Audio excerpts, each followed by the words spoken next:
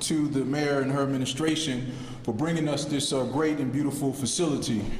But the reason that we are here today is something that has truly plagued not only this community, but many communities throughout our city, where we find the scourge of narcotics and heroin trafficking that has put a dangerous mark in our community. When I think about the library, I think about Melody School across the street, and I think about the children that have had to endure the challenges faced with this fentanyl-laced heroin. And as a personal story, I think about this in my own way, because I recently lost a family member to an overdose of fentanyl-laced heroin, so this has taken an additional personal meaning on to me as well. And so I'm just elated in working with not only the community, but the police department and the mayor's office and our government officials, been able to put away one of the most challenging locations that I've ever endured in my 25 years of living in the Garfield Park community. And I just want to thank all of the individuals that were involved, most definitely our chief of organized crime, who we have had plenty of conversations around this issue, and that everyone finally putting their heads together to take down one of the top and notorious spots here in the West Garfield Park community, because West Garfield is someone and is something that is to be valued. Our strip here along Madison and Pulaski rivaled downtown back in the 60s. Now, we're not there today, but these steps that we continue to take will help bring back the vibrancy in the community that once was here in West Garfield Park. And so, again, I'm just thankful to everyone that participated in this to bring the help and the necessary resources to bear so that we can provide some peace, not only for our residents, but for our children, and for us to create a better sense of togetherness in neighborhood in West Garfield Park. And so, without further ado, I want to bring to you the individual that has provided the resources and to help here in the Garfield Park community, and the one who can actually fit this podium, our great mayor of the city of Chicago, Mayor Lori Lightfoot.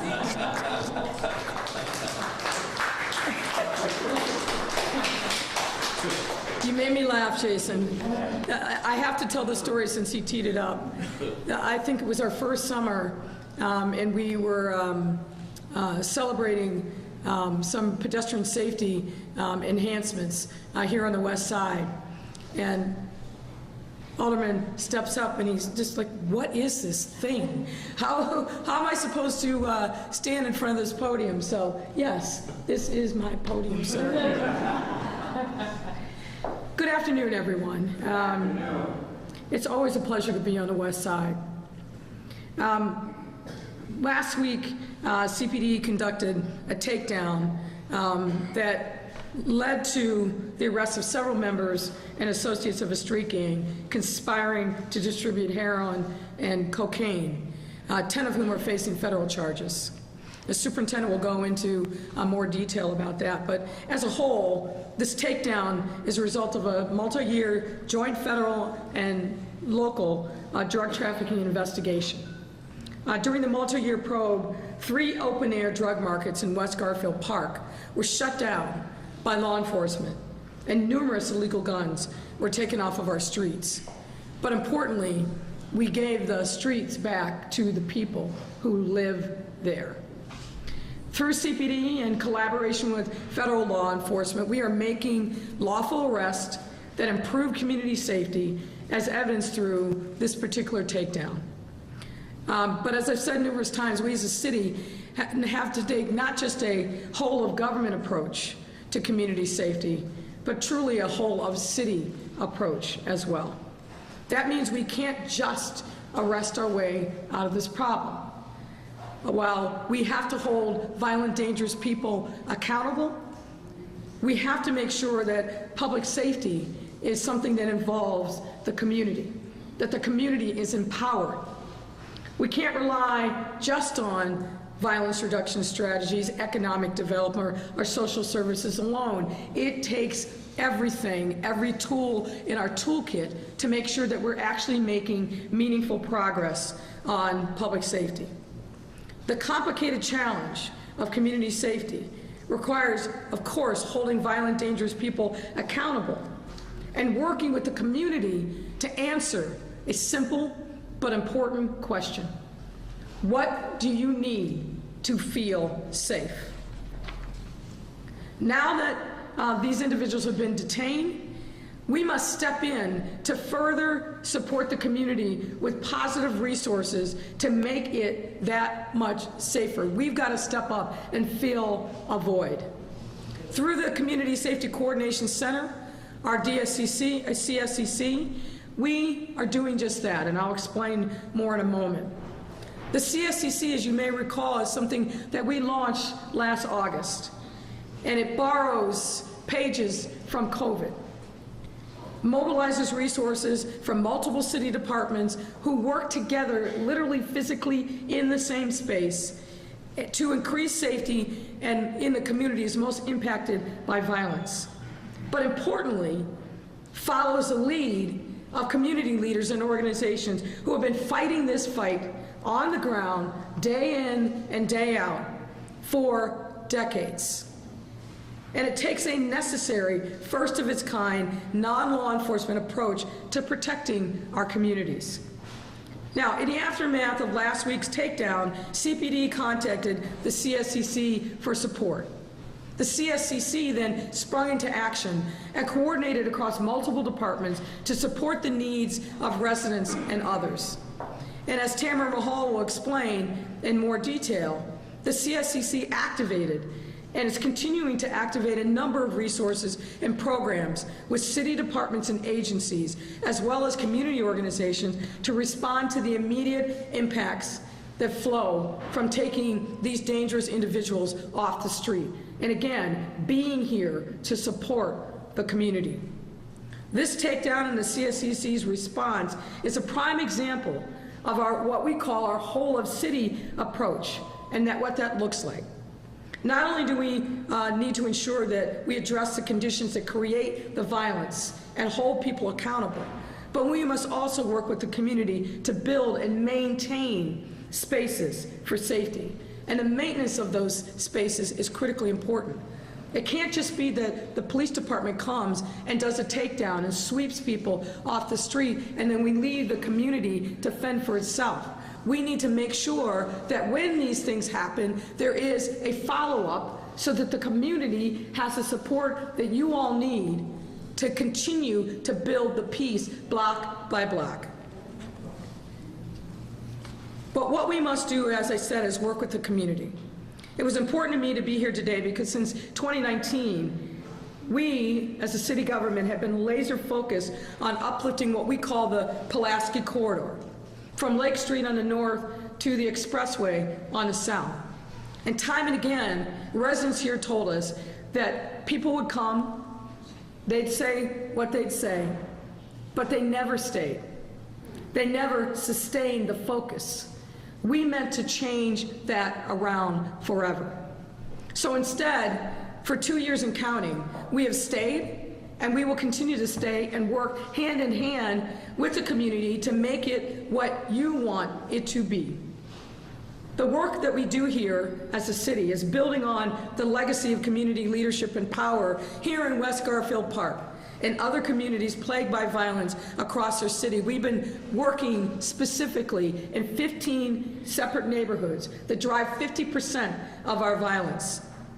We work with leaders who have been toiling in communities like West Garfield Park to improve the safety within it. Leaders like Alderman Irvin, who has been a strong advocate for the needs of this community for all of his adult life.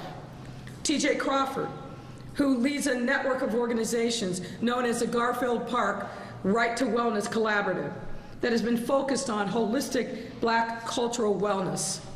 Reverend Marshall Hatch of Pilgrim Baptist Church, who's been a pillar in the West Side for decades, and his son, Marshall Hatch Jr., who carries the torch through My Alpha Redemption Project that gives a way home for young men, middle-aged men who are returning residents so that they have a place to be and an anchor to hold on to so they don't feel the need to reoffend.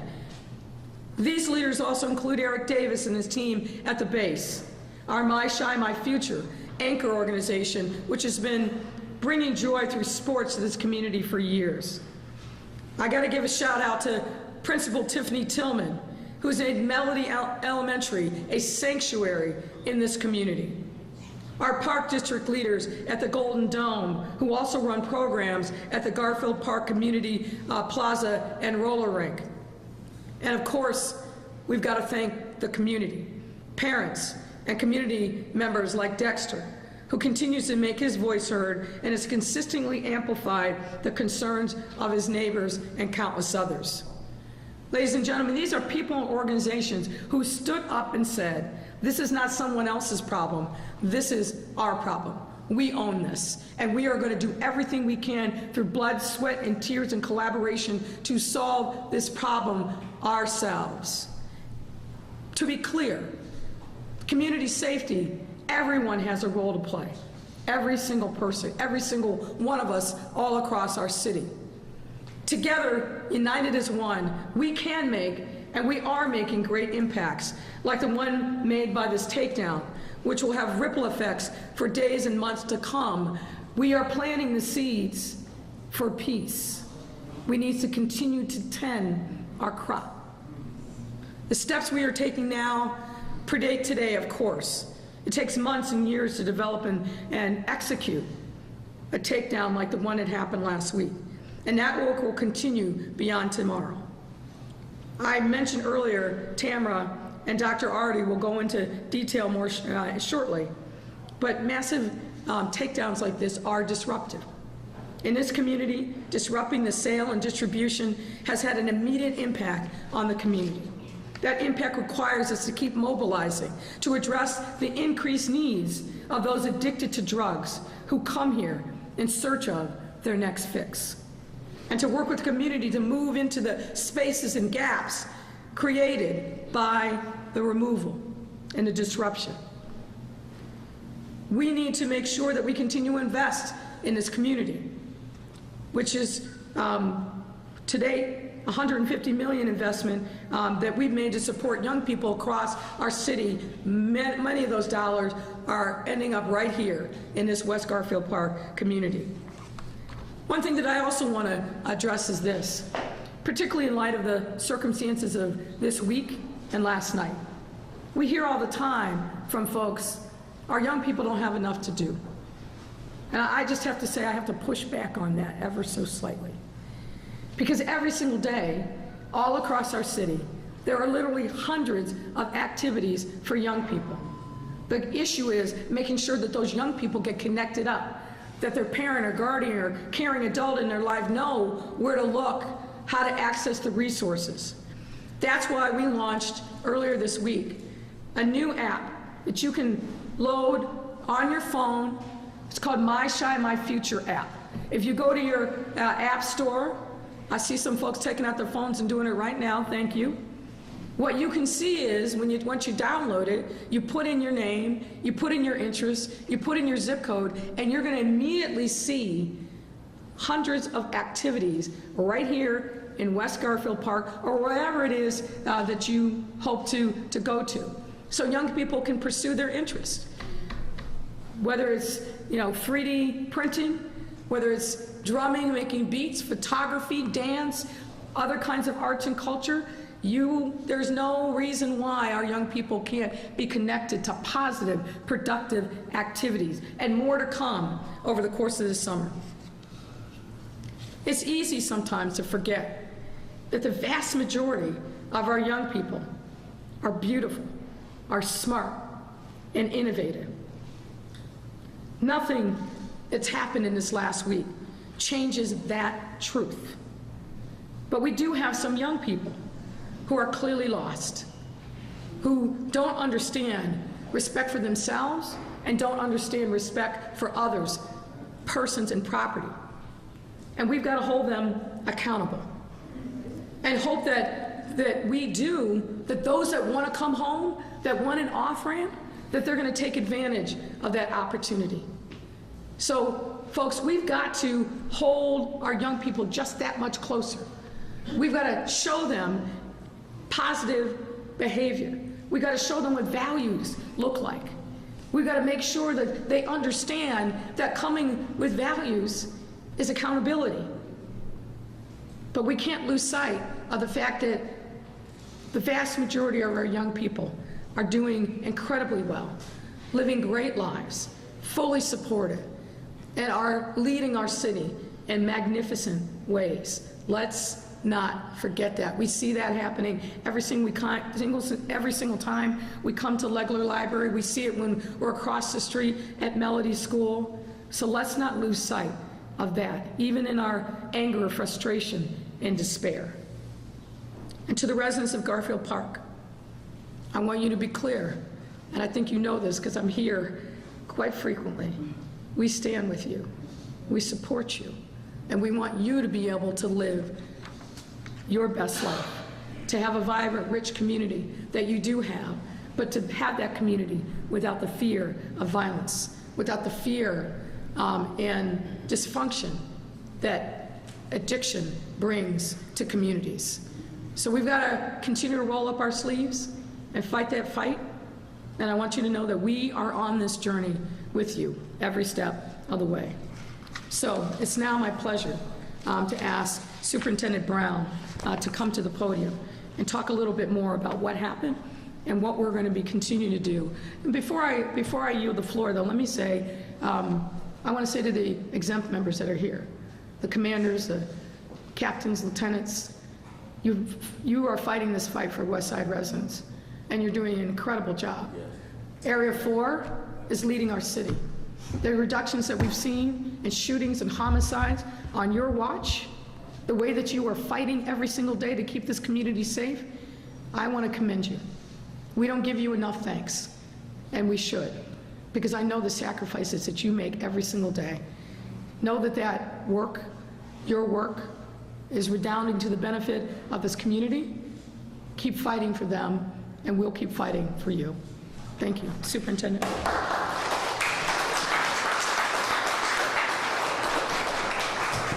Thank you, Mayor, and thank you for your strong leadership and commitment to the community here and throughout the city.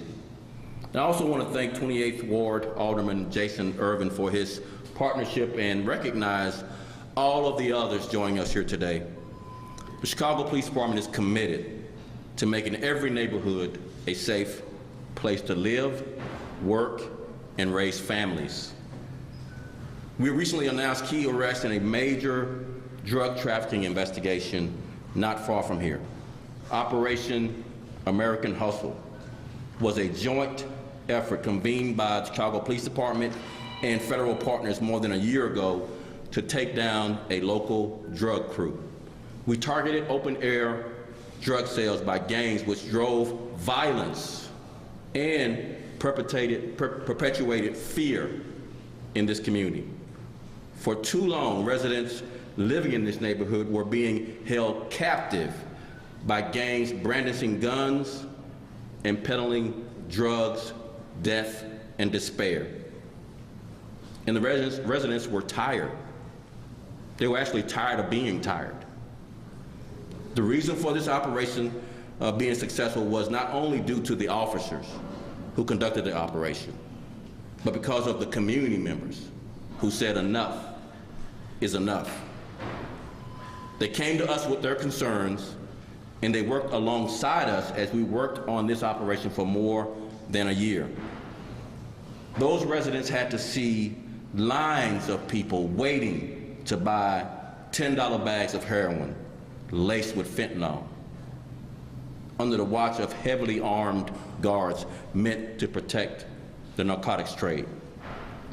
From children on their way to learn at a school or play at the park to elderly residents on their way to church or to the grocery store, residents had to walk past filled with violence and intimidation every single day.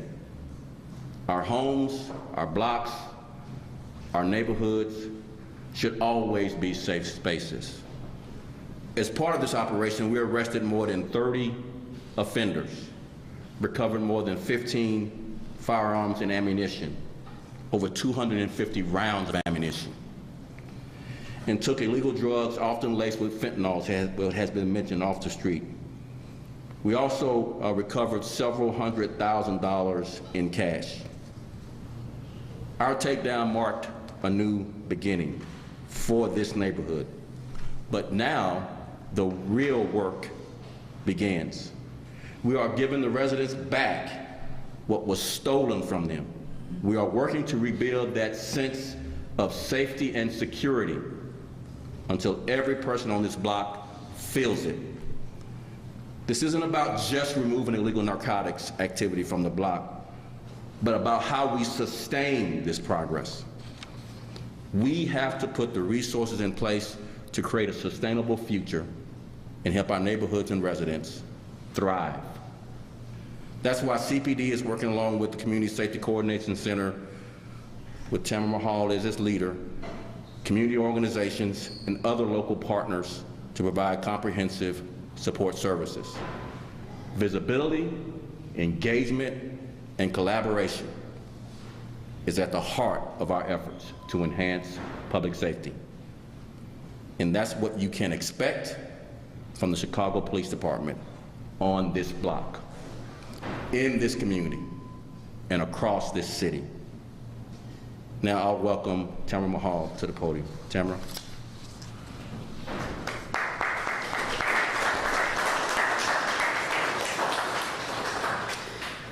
Thank you, Superintendent. When we activated the Community Safety Coordination Center under Mayor Lightfoot, she had the vision to understand that we needed to implement a community-driven, evidence-based, whole-of-government approach that would really come to back community in the strategies that they identified were most likely to reduce violence.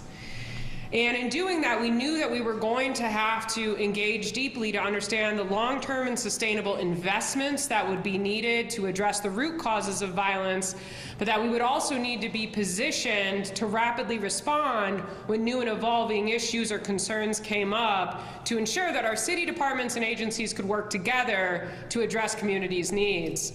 Superintendent Brown has been one of our fiercest supporters since the day that we started, ensuring and understanding that while police have a very important role to play in violence prevention, it was going to take all of the city departments to come together to really ensure that we could sustainably see these reductions. And that is what happened last week. And I want to thank Chief of the Bureau of Counterterrorism, Ernie Cato, for being in communities, seeing the impacts that this takedown was having, and calling to say, I got a few concerns, can you help me address them? We immediately mobilized and we activated multiple departments to ensure that we could address what was being seen as a multitude of needs.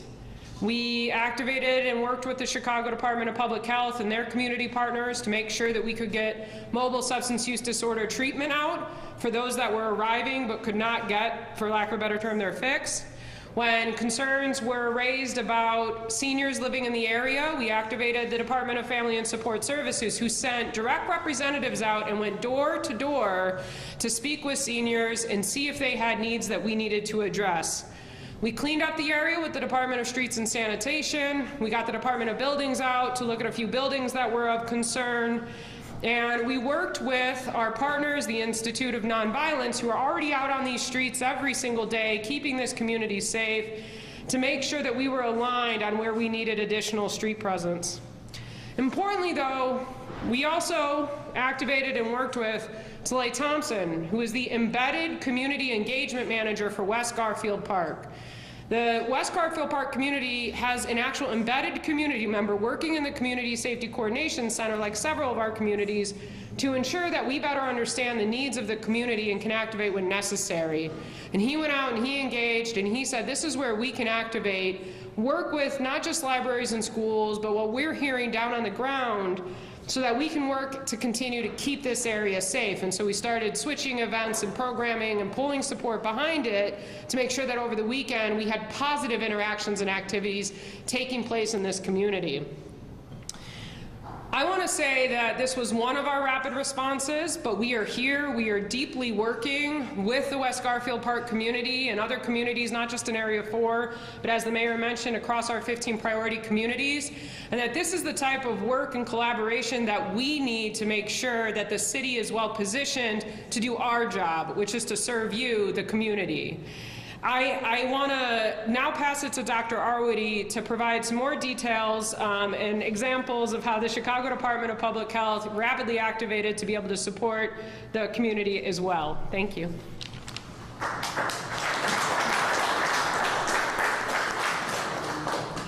Thank you, and good afternoon.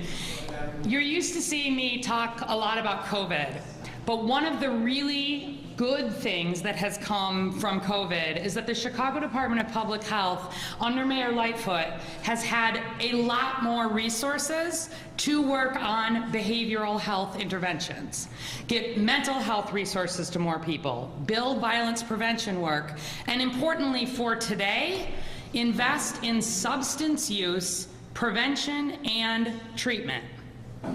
In the year 2020, when I was up here almost every day talking about all those Chicagoans dying from COVID-19, for every 3 to 4 Chicagoans that died of COVID in that first year, another Chicagoan died of an opioid overdose. Every year in recent years in this city, more Chicagoans die of fatal opioid overdoses than die of homicides and car crashes combined. And so as a health department, you think this is a priority? It is. And in fact, opioid overdoses are the number 5 cause of our racial life expectancy gap. Opioid overdoses land in every part of this city, but they land especially hard on predominantly black communities and especially hard on the West Side. The Chicago Department of Public Health got a grant from the CDC called Overdose Data to Action. I love this grant because this is what my department is good at. It's what we did during COVID. The last time I was at Legler Library was for the monthly meeting that we have where epidemiologists come together with about 40 different organizations here on the West Side working on opioid overdose and substance use treatment. And we get together and we look and see exactly where are these overdoses happening. How can we work together to adjust the hours and the outreach in the vans? Where are we hearing concerns and how do we together listen and adjust resources and then look to see if it's working? We also have worked on harm reduction. And if you don't know what harm reduction means, it's recognizing that you cannot talk about opioids, about narcotics, and about the essential work that the CPD and our law enforcement partners do on the supply side without talking about the demand side, without talking about the thousands of Chicagoans with ongoing substance use disorder and the risk to their health, because this is also a health problem. So at Legler Library, just as many libraries around Chicago, clinics, we've been working to make medications like naloxone available, or Narcan as you might know it. It's right downstairs. You walk in the front door of the library, pick this up, you spray this up somebody's nose if they've had an opioid overdose, and it saves their life. Making this kind of medication available, getting the stigma away from it, is part of solving this problem. But also making sure people with opioid use disorder or addiction get connected to long-term treatment. Just yesterday, we announced a new hotline. You might say, hotlines, is that really doing anything? But historically, it's been really hard for people who are addicted to opioids to not just get their life saved after an opioid overdose, but get the medication that in a long-term way is FDA approved and safe and seriously helps people take their lives back. 833-234-6343. It's the Illinois helpline for opioids. That hasn't changed. But what's new is now if you call it and you live in Chicago, can hook you up on the spot with family guidance centers over the phone, get you the medication, make sure you're getting the transportation of the pharmacy if you need it, get you started on medication even that day. It is important when we talk about this problem that we talk about the law enforcement pieces and we talk about treatment. We're committed to this community to continuing to work with the partners and continuing to work with law enforcement. We've been working on the narcotics arrest diversion program, where if people are arrested with a small amount of an opioid, instead of going into the criminal justice system, they can choose to go to treatment, and we see a decrease in rearrests after that. Lots of things to work on together, and I'm really pleased that under Mayor Lightfoot and as part of the Community Safety Coordination Center, we are taking that health approach along with the law enforcement approach. And with that, I'm pleased to bring up Dexter Leggin.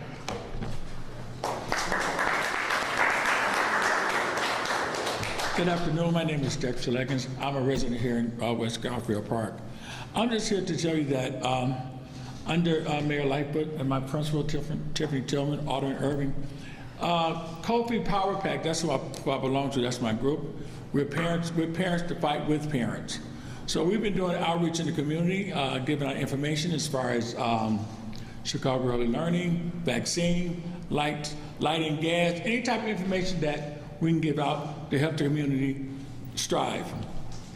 We also run a peace center here at Melody STEM School that we talk to our children about the crime and violence that's going on. But that's all because of Principal Tillman and Chief Cato to give some type of closure to the youth. All the other things they talk about the drugs, and I've been living over for years, so I know about that.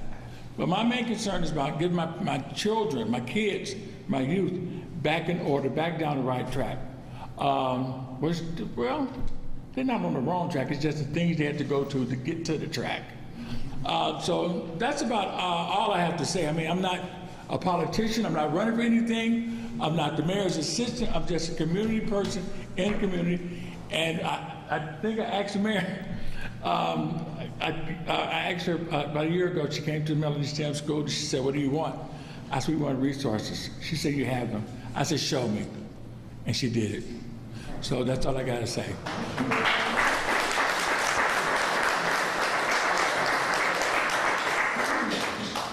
So we're happy to take any questions. Thanks a lot, Mayor. Members of the media, I'll pass the mic around. 2 questions per reporters. We'll kick it off with Mariano Giles from Univision.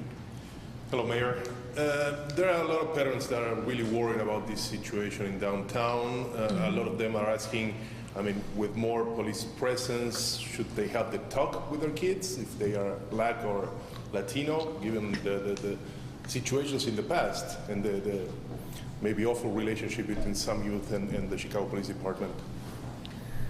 Look, first and foremost, what happened last night at Chicago and State is a horrible tragedy.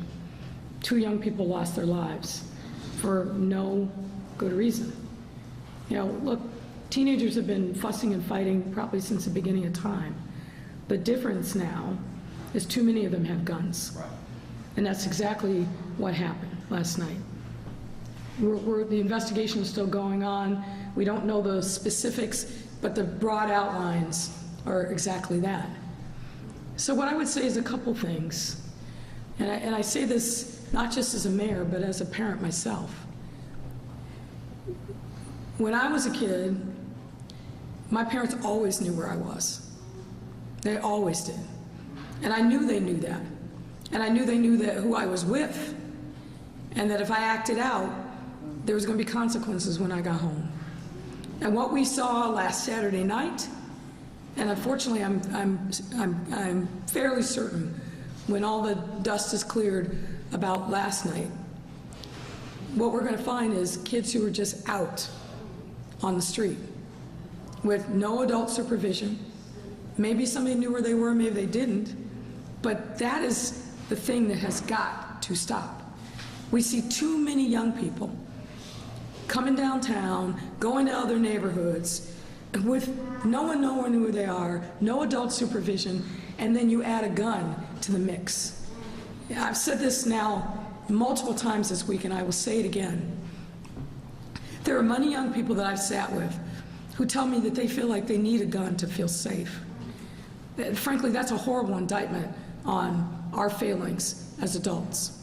But what I'll also say is this: you will not be safe if you carry a gun. You won't.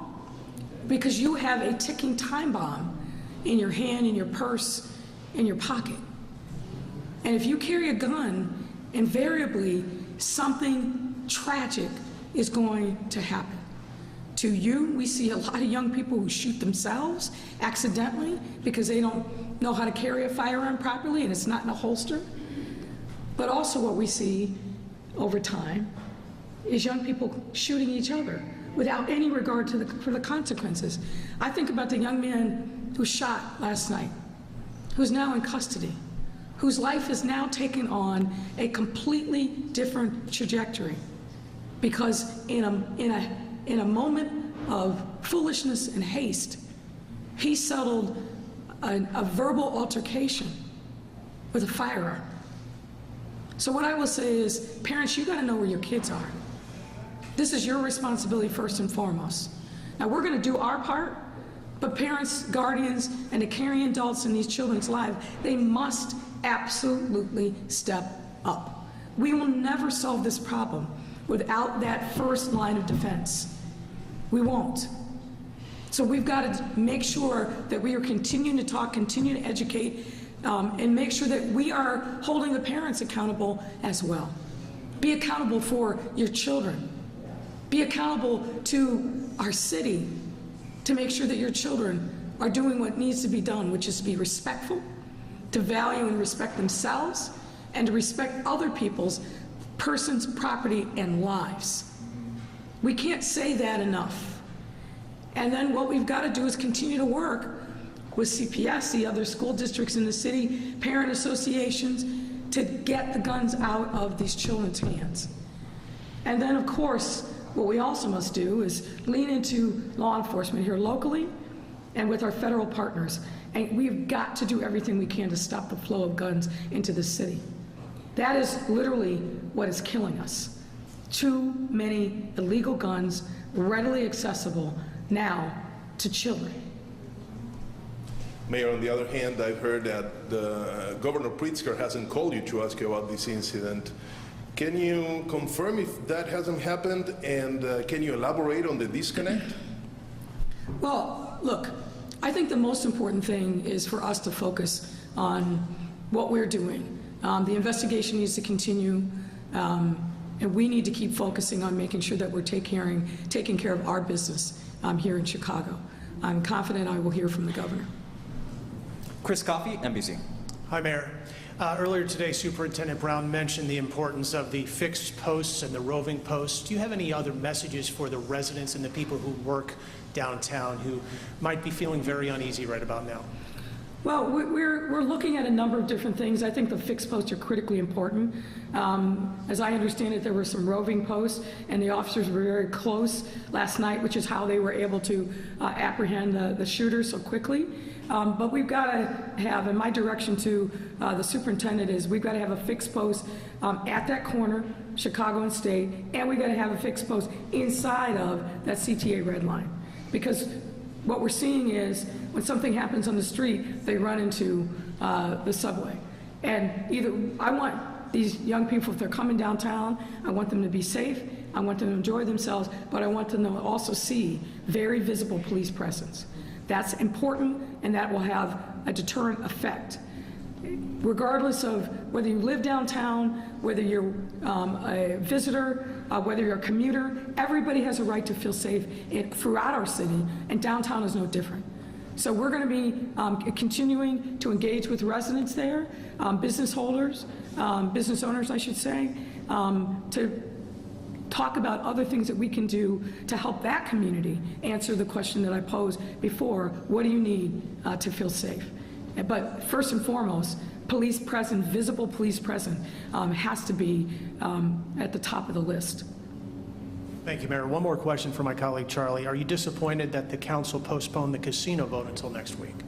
Say, is that a question? Are you disappointed about the... No. We knew that. We feel very confident that we have the votes to make sure that this gets over the hurdle, but a number of members said that they wanted to take a little bit more time to read the documents and to use today as a subject matter hearing.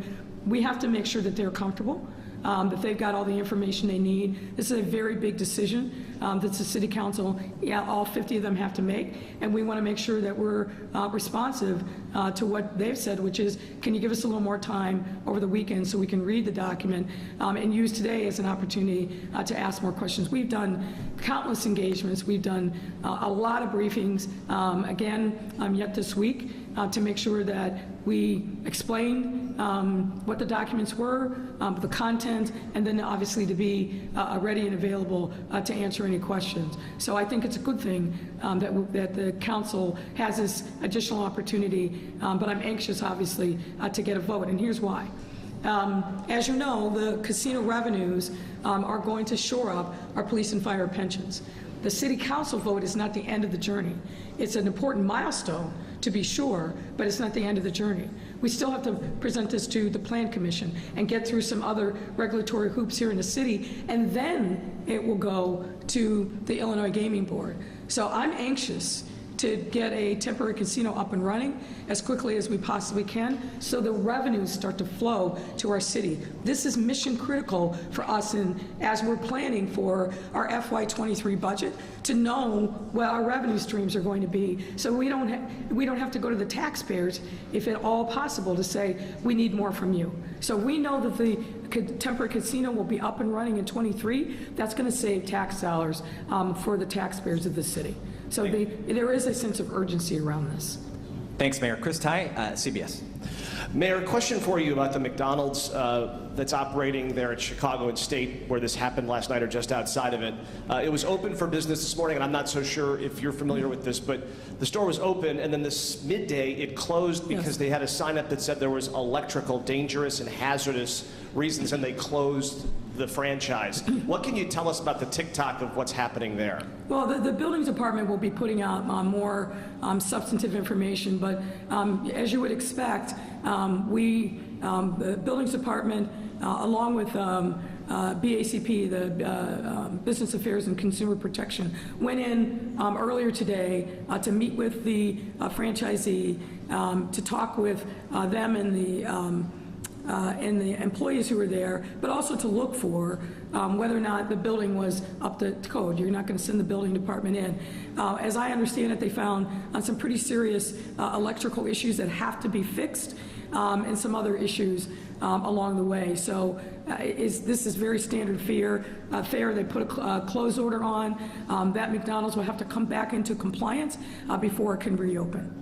You talked about using every tool in your toolbox, and you called last night an outrageous act of violence. Is there a point in time where the toolbox needs to widen? Is there a threshold that would be met where you'd say, you know, we need to call in some extra reserves here? 2 summers ago, we had to do that because of outbursts of violence. What would have to happen for that to occur again and say, the tools in our toolbox that we have at present are insufficient? I assume what you're asking, without saying it directly, is are we going to call in the National Guards? I don't see any reason for that. And here's the thing that, again, I've said this multiple times, and I think it's really, really important to emphasize. The National Guard is not a panacea. The National Guard is a military force. They are trained not in civilian use of force, but in military use of force. And when they see a challenge, their training tells them to put down that challenge with deadly force. That's not what we need in this moment. We don't need more gunfire, and we certainly don't need our residents being subject to a military force on our streets.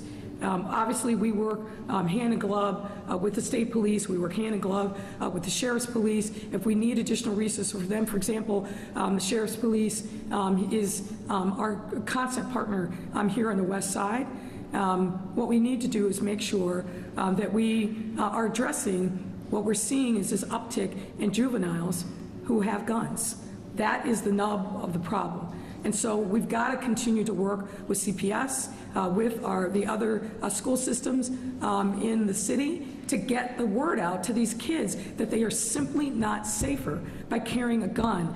And if they do, it is when, not if, a tragic consequence is going to follow. You know, I've got a 14-year-old at home, and I know, unfortunately, juveniles are juveniles. And as I said, we've seen from time immemorial juveniles get into fights. This happens. The difference maker in this time is those kids that are carrying the firearms. So we've got to double down and lean into messaging and engagement with young people around the tragic mistake that they make the first time they pick up a gun and they think that they're going to be safer by doing so. That is not the way to go. And we've got to make sure that we are getting that message out loud and clear and frankly talking to them about the deadly consequences that have flowed. They know it intellectually, but we need to bring it to them in very clear terms, and we need to bring the people who have been victimized by gun violence into the conversation with our young people. There are too many mothers who have lost their children, who have been devastated beyond repair in many instances because some child picked up a firearm and fired indiscriminately or intentionally and took the life of their children. No parent wants to get that call. No parent wants to have to bury their son or daughter because of somebody else's reckless behavior. We've got to make sure that our young people understand the consequences that will flow as sure as the sun rises in the morning if they pick up a gun and what the consequences of that are. We will be working with CPS, we will be working with public health to make sure that we do a better job engaging our young people in that very stark but important conversation around the dangers of gun violence. Stacey Baca, ABC. Hello there, Mayor. I know you talked about when the dust settles for this McDonald's situation and that you suspect that there will be a lot of young people. According to the Chicago Police Department, the victims were 31, 19, 17, 46, 31, 21, 30, and 29. We're missing one age on one of the victims, but those are all adults, the youngest one being 19. Yeah, those are the victims. But as I said, I don't want to get ahead of myself. The investigation continues, but there were teenagers that were also out there. Do you mean as far as the gunman goes? Again, I don't want to get ahead of the investigation, but there were teenagers that were out there. Craig Wall, ABC 7. Mayor, your curfew ordinance revision passed 14-3 today, but it was roundly criticized on all sides that there's no consequences attached to it, and it's going to turn cops into taxi drivers to take kids home at night. Can you respond to that? I can respond to it. The city of Chicago has had a curfew since 1992. 1992, Craig. We did three things with this change. Number one, we expanded it from 16 to 17, which I think is absolutely necessary under the circumstances. Number two, we moved back the time on weekends from 10 to 11. And number three, we gave an out for those kids that were legitimately attending a ticketed or sponsored event in a neighborhood or at some kind of music venue or otherwise. So this nonsense that you're repeating, and I know you're not saying it, but the nonsense that you're repeating about a law that's been on the books since 1992 that our officers use with regularity, nope. Well, there are consequences. What we try to do, obviously, what officers try to do is make sure that the kids that are out there violating curfew know that there is a curfew and that they're violating it. And one of the things that I think is critically important is this time, because I've heard from a number of parents that they didn't even know that there was a curfew. There's a curfew. It's now, and now with the, if it's voted on and passed out at City Council next week, every night, 7 days a week, 10 p.m. We're going to be working with members of the media to replicate what I'm told used to be a regular thing, that at the 10 o'clock bell, media members would pause and say, it's 10 o'clock. Do you know where your children are? And we've got to do that. Let me just finish. And so the officers go up to the children. They tell them that there's a curfew. They ask them where they're going. And help them get on their way, direct them to a train or a bus. And if the child, for whatever reason, isn't respectful of the curfew and refuses to disperse, then the officer has the right to take the action to arrest. What I understand from having talked to many officers about this issue is that most of these young people are responsive and that they will follow the law and they'll go home. I can hear you behind me, so come on up and talk about this. But the suggestion that there's no consequences, I mean, we had this conversation the other day, Craig. The goal is not to have paddy wagons roll up and take off all of these young people. That's not the goal. The goal is to get them to be good citizens and comply with the law.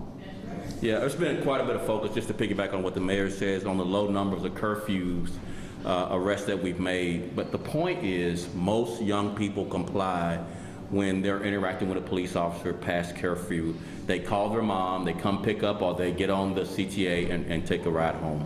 So that's really what we hope this tool will do, not cause us to create large arrest of young people downtown. It's to ensure compliance and to ensure that parents know the curfew was at 10 p.m. 7 days a week. I guess just in follow-up, Mayor, if we could, is there going to be a directive to police to start, taking a lot more curfew enforcement? And there's some concern from some aldermen that, this is going to take officers from the districts, bring them downtown on curfew patrol, and create a public safety issue in other areas. No. That's just absolutely not correct. It's not a curfew for just downtown. It has citywide application. Our officers are on a regular basis enforcing curfew in every district in our city. So that's also nonsense. Pardon me? So there was one arrest, but there are a lot of contacts that officers have every single day with residents. Millions of contacts every year, Craig, every year. So I don't want us to be locking up these young people and giving them an arrest record. What benefit is that? But we want to have clear lines so that our young people know what the law is. We're working with CPS and the other school districts to make sure that they are also educating the young people in their charge to understand what the law is and what the consequences are. So our goal isn't to have mass arrests of young people. And sorry, that's not the goal. The goal is to make sure that our young people know what the rules are and that they become law-abiding and follow those rules without having any kind of other incident.